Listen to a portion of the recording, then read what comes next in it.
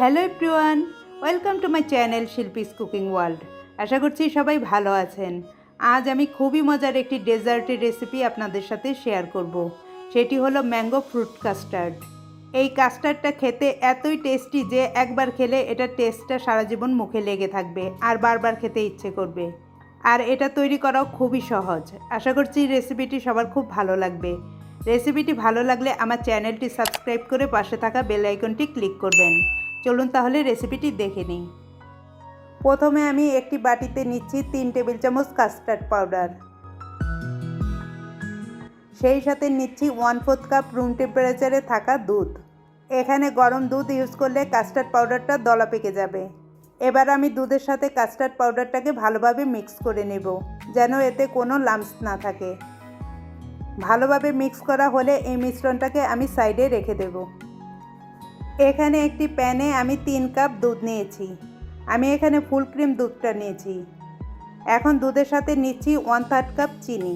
চিনির পরিমাণটা আপনারা আপনাদের টেস্ট অনুযায়ী বাড়িয়ে বা কমিয়ে নিতে পারবেন। এখন চুলার আঁচ মিডিয়ামে রেখে আমি দুধটাতে বলক তুলে নেব। দুধে এখন বলক চলে এসেছে। এ পর্যায়ে আমি চুলার আঁচ লো করে দিয়ে দুধটাকে নেড়েচেড়ে 3-4 মিনিট জাল করে নেব।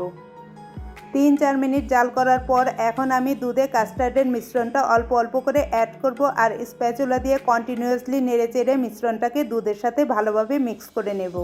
মিশ্রণটা দেওয়ার পর অনবরত নাড়তে হবে, না হলে কাস্টার্ডটা প্যানের তলায় লেগে যাবে।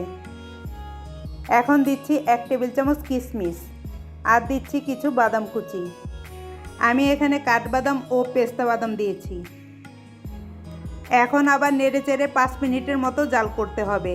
চুলার আঁচ লোতে রেখেই এই কাস্টার্ডটাকে জাল করতে হবে।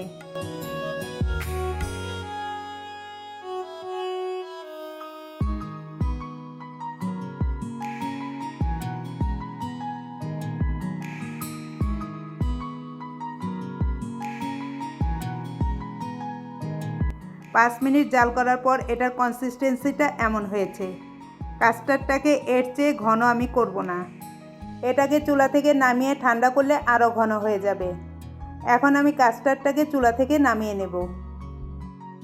এবার আমি একটি পাত্রে কাস্টার্ডটাকে ঢেলে নিচ্ছি। এখন আমি কাস্টার্ডটাকে নেড়েচেড়ে পুরোপুরি ঠান্ডা করে নেব। এভাবে নেড়েচেড়ে ঠান্ডা করলে কাস্টার্ডের উপর মোটা সর পড়বে না।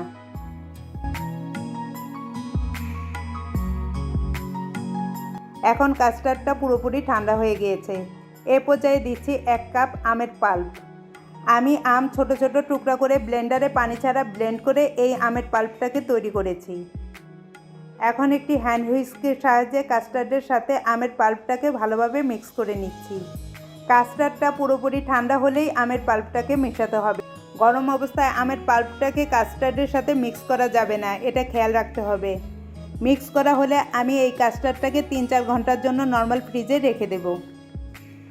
এখন আমি কাস্টার্ডটাকে ফ্রিজ থেকে বের করে এনেছি। এবার এর সাথে নিচ্ছি 1/2 কাপ আম, 1/2 কাপ সবুজ আঙ্গুর, 1/2 কাপ লাল আঙ্গুর, নিচ্ছি 1/2 কাপ লাল আপেল আর নিচ্ছি 1/2 কাপ সবুজ আপেল। আপনারা আপনাদের পছন্দ মতো ফ্রুটস এখানে ইউজ করতে পারবেন, তবে টক জাতীয় ফ্রুটস এখানে ইউজ করা যাবে না। এখন সব কিছু একত্রে হালকা হাতে ভালোভাবে মিক্স করে নিচ্ছি। এখন আমি সার্ভিং ডিশে এই ম্যাঙ্গো ফ্রুট কাস্টার্ডটাকে সার্ভ করে নিচ্ছি। দেখুন এটা দেখতে কতটা অ্যাট্রাকটিভ লাগছে।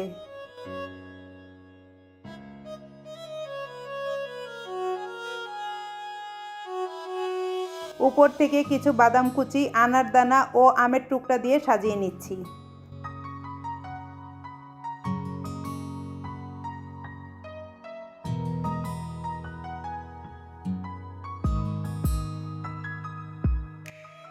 এই তো খুব সহজেই তৈরি হয়ে গেল আমার ভীষণ মজার ঠান্ডা ঠান্ডা ম্যাঙ্গো ফ্রুট কাস্টার্ড। এটা দেখতে যেমন কালারফুল, খেতেও ভীষণ টেস্টি। রেগুলার কাস্টার্ডটা আমরা সবাই তৈরি করি। আসছে ঈদে আমার রেসিপিটি ফলো করে বাসায় আপনারা এই কাস্টার্ডটা তৈরি করতে পারেন। দেখবেন সবার খুব ভালো লাগবে। ভিডিওটি ভালো লাগলে লাইক, শেয়ার ও কমেন্ট করে সাথেই থাকবেন। আজ এ পর্যন্তই। ভালো থাকবেন এবং সবাইকে ভালো রাখবেন। বাই।